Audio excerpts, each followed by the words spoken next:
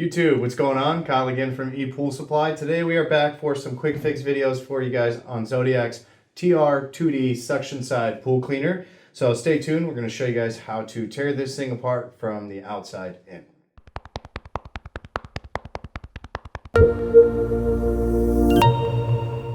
Alright guys, and we're back. So again today we're going to do some quick fix videos for you guys on Zodiac's TR2D suction side pool cleaner. As you guys can see in front of me, I've stripped the cleaner down to basically just its main frame here. So if you guys want to know how I got here, make sure you guys check out the playlist in the links in the description below. So then that way you guys can kind of see how to get all the way down. But for today's video, I just want to show you guys the proper way to remove the actual pleated seal that is on the bottom of the cleaner. So this seal is one thing that is basically the driving force for this cleaner, being that it'll help kind of knock that dust up as it's moving around, as well as keep the air tight for the suction to happen with the main diaphragm in the cassette.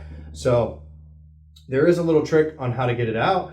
So I'm going to show you guys how to do that. So first thing you're going to want to do is you're going to want to pull from the front of the cleaner and the back of the cleaner. So the pleated seal actually goes over a lip in the front and over a lip in the back, and then it'll actually slide out completely from the frame. So if you just go trying to pull it right now, it's not going to slide out until you've released both the back and the front.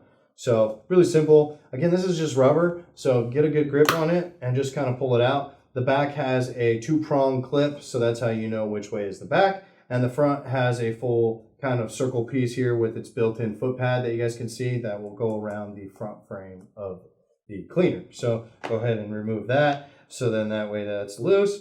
And then essentially all you're going to do is pull it towards the back of the cleaner. So go ahead and grab the back again and slide it out.